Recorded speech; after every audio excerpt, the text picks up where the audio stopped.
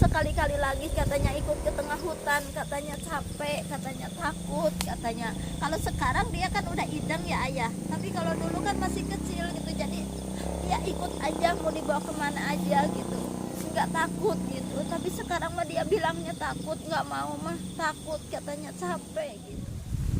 Halo semuanya, assalamualaikum warahmatullahi wabarakatuh. Teman-teman, kembali lagi ya di vlog saya di sore vlog saya. Nah, untuk sekarang saya akan bikin konten sama Ibu Henia yang cerita kehidupan Ibu Henia di zaman dulu. Nah, sekarang saya udah ajakin Ibu Henia ya untuk bikin konten yang cerita zaman dulunya gitu. Jadi sebelum rumahnya dibedah sampai rumahnya dibedah, nanti akan semuanya Ibu Heni ceritain, teman-teman.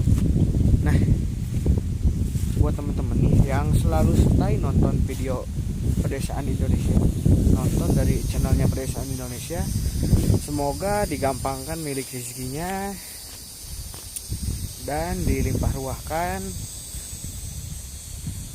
terus disehatkan terus gitu sekeluarga. Amin ya robbal alamin. Nah, lanjut aja ya kita untuk ke rumah dulunya Ibu Heni, teman-teman, yang udah di apa sih ya, pokoknya ke rumah dulunya Ibu Heni gitu. Tapi rumahnya sekarang udah tidak ada ya, udah di ruang gitu kalau bahasa sininya mah, teman-teman. Nah, pokoknya ikutin terus jejak Pedesaan Indonesia ini ya. Nah, jadi kita tanyain ya dulunya itu Bu Heni seperti apa, tapi nanti Ibu Heninya yang nyeritain gitu.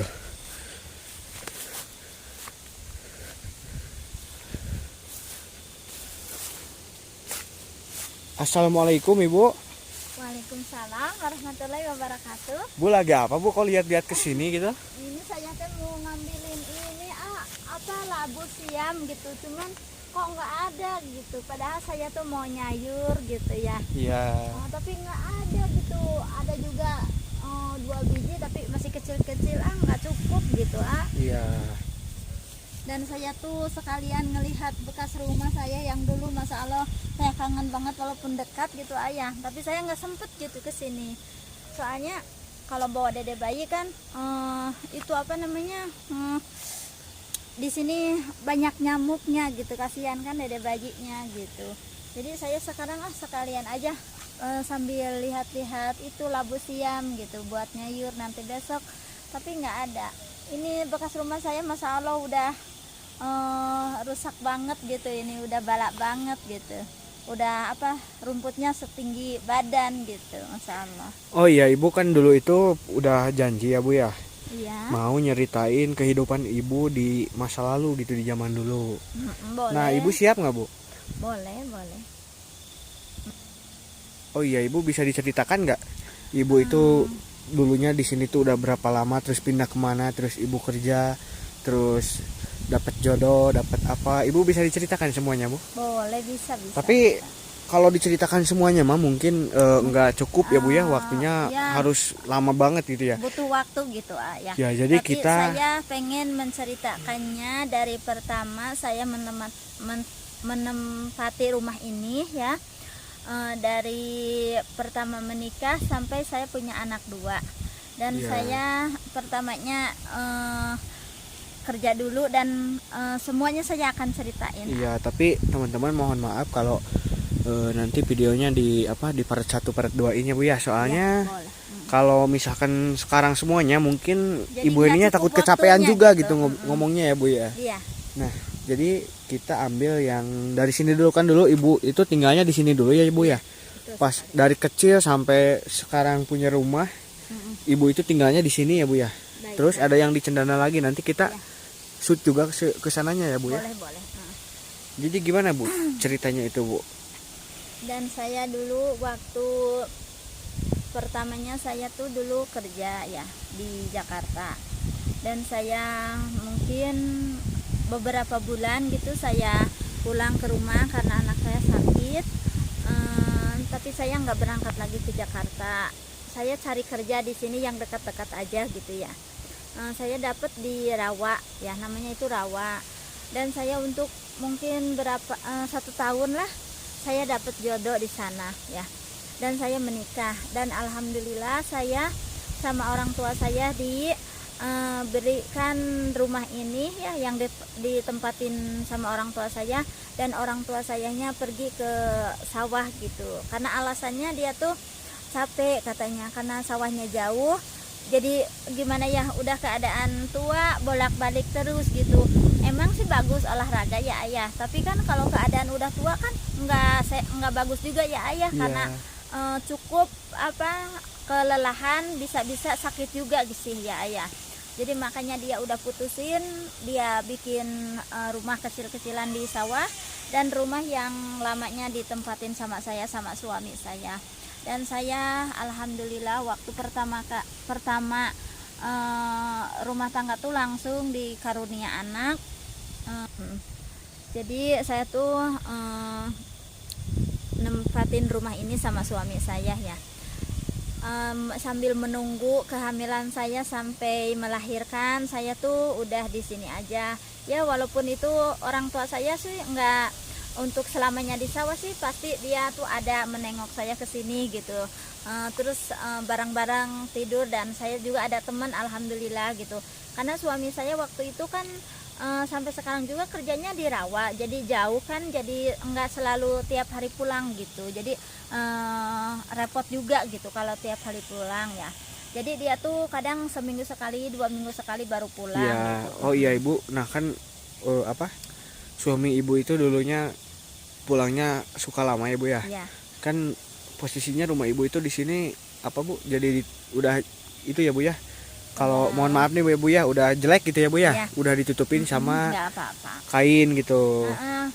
Terus itu ibu emang berani banget gitu ya tinggal di sini tanpa suami gitu, malahan ibu sama anak ibu sendiri kecil ya, sama anak ibu, terus anaknya juga bukan laki-laki ya, tapi perempuan gitu. Jadi ibu itu kok bisa berani banget gitu, apakah ibu punya ilmu gitu bu? Kalau masalah punya ilmu, saya nggak punya apa-apa, saya betul-betul kosong banget gitu. Masalah ilmu ini ilmu itu saya tuh nggak tahu sama sekali gitu. Cuman saya tuh percayanya adanya Allah gitu, yang selalu melindungi saya, selalu menjaga saya, dan selalu menyelamatin saya gitu. Tapi alhamdulillah selama saya di sini sama putri saya dalam keadaan rumah saya tuh udah jelek banget gitu. Apalagi dulu mah gitu ayah, waktu saya dede ya putri saya yang pertama gitu lagi bayi gitu ya, seringlah kejadian-kejadian yang menakutkan gitu. Tapi ya syukur alhamdulillah saya selalu dilindungi sama Allah yang Maha Kuasa, dan enggak terjadi apapun gitu ya. Misalkan enggak terjadi mengecewakan saya atau untuk menyakiti saya atau putri saya gitu. Alhamdulillah selalu sehat, dan saya juga selalu bersyukur sama Allah yang Maha Kuasa gitu, karena walaupun menempati rumah yang sudah jelek dan yang sudah nggak layak ditempatin gitu sama manusia, jangankan sama manusia, sejujurnya ya saya tuh nggak mengada-ngada. Sama kambing aja mungkin paling nobros gitu kambing tuh ya. Jadi jangankan sama manusia ya bu ya, sama kambing pun itu udah nggak layak gitu ya bu ya. Itu kan cuman ditutupin sama kain ya ayah, masa iya gitu ya tidurnya manusia dalam keadaan rumah sejelek itu gitu. Tapi saya tuh memberanikan diri gitu, bukannya saya tuh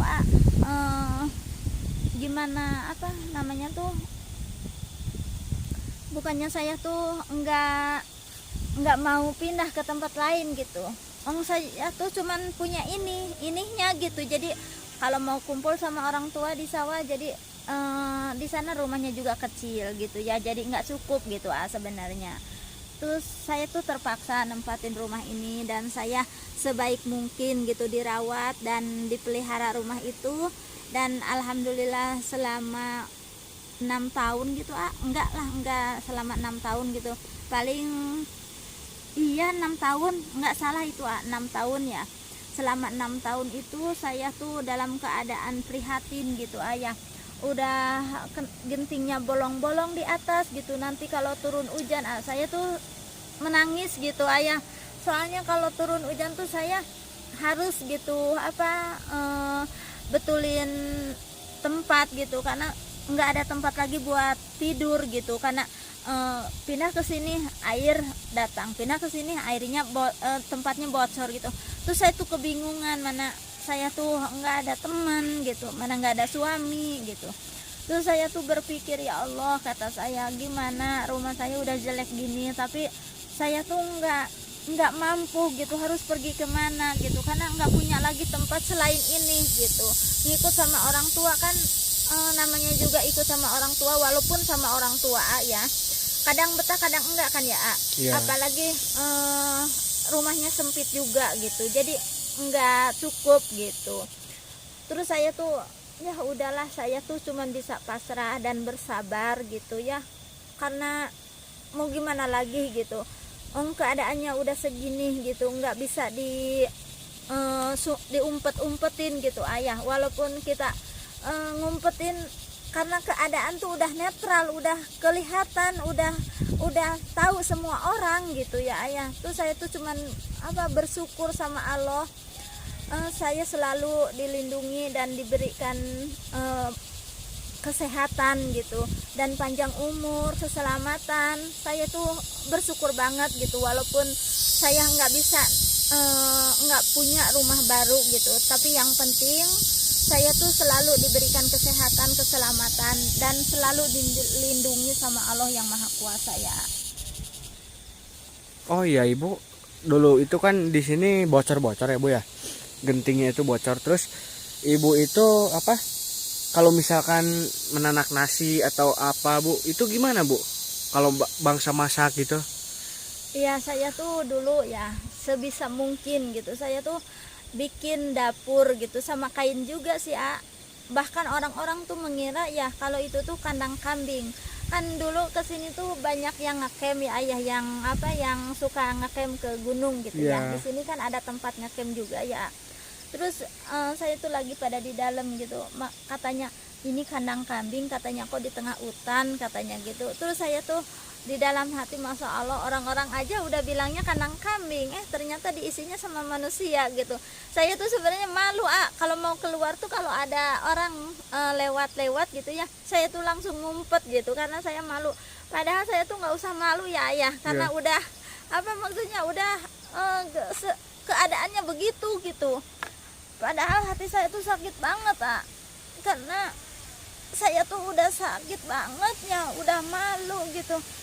Padahal saya tuh nggak usah malu, nggak usah sakit hati gitu, karena mungkin itu udah keadaannya begitu, jadi nggak bisa diubah gitu ya ayah. Dan waktu itu juga suami saya mungkin belum mampu gitu ya ayah, karena keadaannya, kerjaannya udah serabutan, jadi nggak menetap.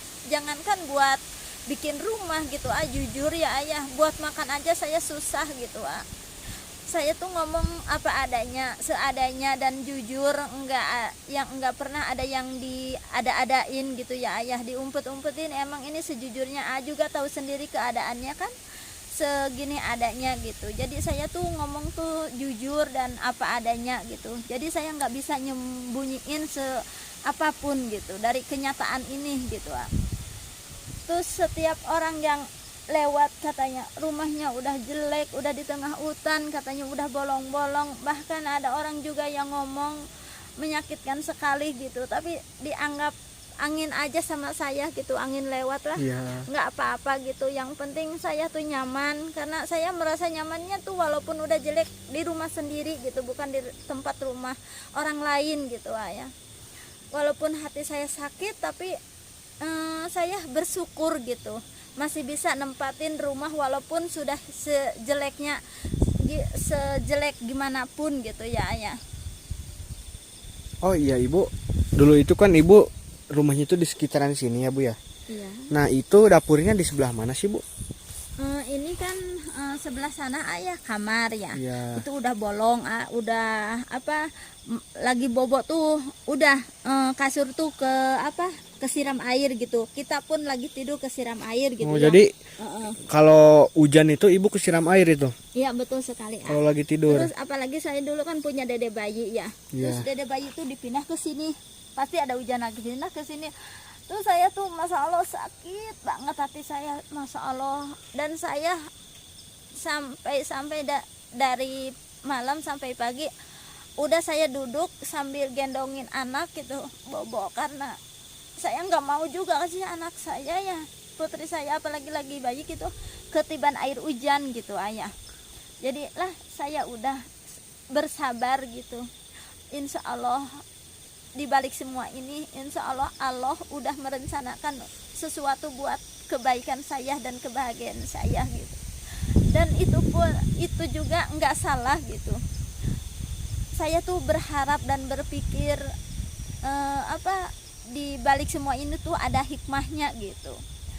Dan saya untuk beberapa bulan gitu saya tuh merencana ya ayah, karena saya tuh rumah saya tuh udah jelek banget gitu, gimana bingung. Oh iya Bu, bentar ya Bu ya. Ya. Itu ibu kan ngambil airnya itu jauh ya Bu ya. Ya. Nah kan ibu di sini kan berarti nggak punya kamar mandi ya Bu. Enggak. Terus ibu kalau misalkan buang air kecil, buang air besar, terus mandi itu di mana Bu? Saya pergi ke sana ke kampung sebelah. Tapi pernah ibu misalkan kalau mandi di rumah gitu? Enggak, soalnya kan airnya enggak banyak juga sih cuman saya punya ember cuman 15 biji gitu. Itu cukup untuk cuci beras. Kalau cuci beras sih sambil bawa-bawa anak itu susah banget jalannya, apalagi jauh gitu ayah. Makanya saya cuma nampung buat keperluan di rumah aja gitu. Terus ibu kalau misalkan mandi berarti setiap harinya itu jalan kaki terus ya Bu ya kalau mau Iya. mandi. Terus mungkin kalau udah mandi pulangnya juga ke sini udah gerah lagi. Iya, jujur itu betul sekali nggak bohong itu. Apalagi perjalanan jauh juga tahu sendiri kan perjalanan Iya. jauh ke sini. Ya, apalagi kalau panas-panas akan dulu musim kemarau ya. Kemarau mah atau lama banget gitu ayah. Iya. Jadi panasnya itu minta ampun gitu jadi keadaannya tuh hawanya tuh panas banget gitu jadi jangankan saya belum mandi, udah mandi aja mandi keringat lagi gitu apalagi saya dari sana ke sini jalan lagi gitu udah saya tuh kayaknya nggak mandi gitu sebenarnya, cuman mau gimana lagi. Terus bolak-balik saya tuh capek, apalagi bawa anak kecil gitu, terus sambil nenteng cucian itu piring gitu ya, terus pakaian gitu. Terus saya tuh bingung, sedih gitu, tapi saya tuh selalu dijalani dengan dalam keadaan sabar dan mau gimana lagi gitu ayah. Saya tuh nggak punya pilihan yang lain gitu selain saya bersabar dan menanti kebaikan yang akan datang gitu dan selama itu saya tuh susah banget jangankan air ya, kayu aja dulu saya tuh nggak punya buat menanak nasi tuh. Saya dulu kan nggak punya kompor, nggak punya magicom, pasti saya tuh cuman gunain sehari-hari saya ya makan tuh cuman makan nasi liwet Jadi pakai kayu ya Bu ya, dapur pakai Asyuro ya. Iya. Terus saya tuh susah banget jadi saya tuh ceritanya nggak punya kayu gitu. Jadi saya bawa putri saya yang masih kecil tuh umuran 1 tahun ya, mungkin 2 tahunan 3 tahunan mungkin lah ya, dibawa ke gunung gitu perjalanan mungkin 2,5 kilo gitu dari perjalanan sini rumah saya ke gunung gitu, ke hutan gitu ya ayah. Sampai mungkin ngabisin waktu 20 hari saya pengen punya kayu yang banyak gitu ya buat nanak nasi gitu di dapur. Saya tuh memberanikan diri bawa putri saya, sampai putri saya tuh sakit katanya, badan saya semuanya sakit mah, kaki saya pegel-pegel katanya. Dan saya juga sih nggak menyangkal, karena betul sekali jangankan buat anak kecil, orang tua saja pastilah merasa pegel dan sakit semua badan, Iya. apalagi kan dari sini jalannya itu nanjak semua gitu. Tapi saya itu tega banget membawa putri saya gitu, ngambil kayu ke tengah hutan gitu. Emang sih sama bibi sama tetangga gitu, tapi kan orang-orang nggak bawa anak kecil gitu. Tapi saya karena nggak ada yang ngasuh ya, anak kecilnya mana suami nggak ada gitu, jadi terpaksalah dibawa sama saya gitu, ngambil kayu ke tengah hutan gitu. Dan saya ngambil kayunya itu satu hari itu nggak cukup satu kali aja gitu, saya pasti membiasakan 3 kali gitu, 3 kali nanjak, dan putri saya tuh selalu ngikutin, ngintilin dari belakang gitu. Walaupun dia sambil merengek-rengek kecapean gitu, tapi saya terus dia hibur gitu, biar dia tuh semangat gitu. Walaupun dalam hati saya tuh sakit banget gitu waktu itu, karena saya seharusnya sih nggak bawa anak kecil, tapi karena keadaan yang nggak itu gitu, nggak mampu sayanya untuk beli, kan harus sama uang, beli kayu tuh ya apalagi kan mahal gitu. Tapi saya tuh nggak mampu gitu untuk beli kayu. Ya udahlah, saya mentegakan diri saya gitu untuk bawa putri saya pergi ke tengah hutan gitu. Dan nanti saya kalau pulang ke rumah tuh jam 2 ya, jam 1 gitu. Saya udah siapin cucian piring, karena paginya itu saya belum sempet nyuci pakaian, nyuci piring, karena saya diduluinnya ke hutan dulu ngambil kayu gitu. Soalnya saya tuh maksudnya itu biar nggak terlalu panas gitu. Kalau pagi-pagi kan nggak panas ya ayah, kasihan sama anak kecil gitu, sama putri saya. Tapi kalau udah agak siang kasihan juga, udah panas gitu, apalagi perjalanan nanjak banget gitu. Jadi saya tuh pagi-pagi banget jam 5:30 itu udah mulai berangkat gitu. Nanti kan nungguin di sana, nungguin bibi sama tetangga gitu. Jadi saya tuh sambil bawa nasi buat makan putri saya gitu. Dan kasihan banget putri saya tuh di sana ya, dia tuh di sana tuh di tengah hutan tuh ada logakan tanah gitu, kayak bekas kuburan gitu ayah. Terus saya tuh diemen anak itu di situ. Terus dia tuh nanti kalau saya udah selesai ya ngambilin kayu, mama udah selesai belum katanya. Kata saya belum dapet kata saya. Walaupun saya dalam hati takut gitu, takut anak hilang gitu ya di tengah hutan, takut sama hewan yang buas atau gimana, takut ada ular. Tapi saya tuh gimana gitu, saya tuh nggak bisa berbuat banyak gitu untuk itu. Saya tuh biarin aja anak itu di dalam tanah gitu ya. Terus alhamdulillah saya cepet-cepet gitu ngambil kayunya biar dapat banyak gitu. Dan alhamdulillah saya selalu, putri saya selamat, dan saya juga sampai pulang lagi ke rumah selamat gitu untuk beberapa hari. Dan sampai 20 hari saya ngambilin kayu dari tengah hutan bersama putri saya. Oh, jadi ibu itu ke tengah hutan selama 20 hari di tengah hutan? Iya. Terus itu diamnya di mana, Bu? Kan bolak-balik jadi enggak nginep di tengah hutan gitu. Saya tiap harinya sampai selama 20 hari gitu maksudnya ya. Selama 20 hari saya tuh bolak-balik ngambilin kayu gitu bersama putri saya. Dan itu sejauh berapa kilo, Bu? Mungkin ada 2 kiloan lebih lah, karena jauh banget gitu. Terus oh, jadi ngambilnya ke atas sana, Bu ya? Iya. Jadi itu di tengah hutan pun dulu banyak yang bikin areng gitu ayah. Jadi itu si bekas guanya itu, gua bikin arengnya itu ditempatin sama putri saya gitu. Walaupun mungkin dia itu ketiduran atau gimana, karena saya juga nggak lihatin putri saya gitu, nggak nengokin selama saya ngambilin kayu tuh gitu. Cuma nanti dipanggil gitu, Dede, terus dia nanti ada nyahut iya mah gitu. Terus saya seneng banget gitu, pastilah dia ada gitu. Iya. Nah, Bu, berarti ini mah ceritanya cerita yang apa ya, sewaktu ibu di rumah ini ya, Bu ya? Ya. Di rumah yang tinggalnya di sini. Kok ibu jadi sedih, kenapa, Bu? Gimana saya nggak sedih? Keingat mungkin ya, keingat kehidupan saya tuh sangat prihatin banget gitu, apalagi sampai membawa sengsara putri saya seharusnya. Dan nggak boleh gitu anak tuh dibawa sengsara, seharusnya dibahagiain gitu. karena itu tuh titipan dari Allah yang Maha Kuasa. Tapi saya nggak bisa berbuat apa-apa ya ayah, Iya. karena saya nggak mampu gitu untuk beli kayu gitu. Jadi ya terpaksa lah.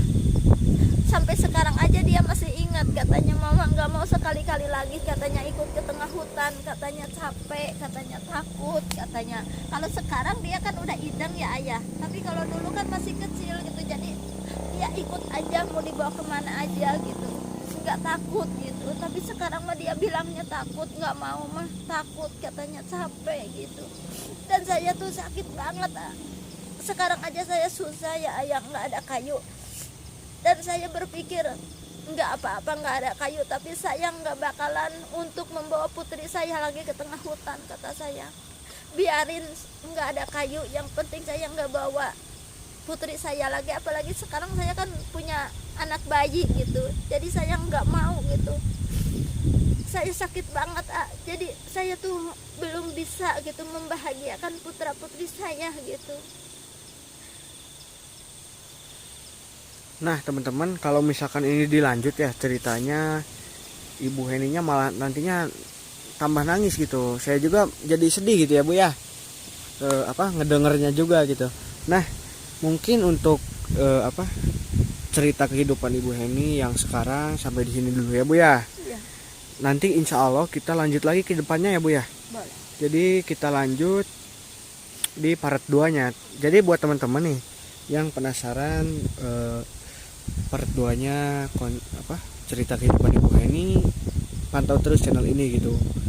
Nah buat teman-teman yang udah nonton video ini sampai tuntas, semoga digampangkan milik rezekinya, dilimpah ruahkan dan disehatkan terus sekeluarga gitu ya Bu ya. Amin ya Allah ya Rabbal. Nah mungkin segitu aja dulu untuk vlog cerita kehidupan Ibu Heni part 1.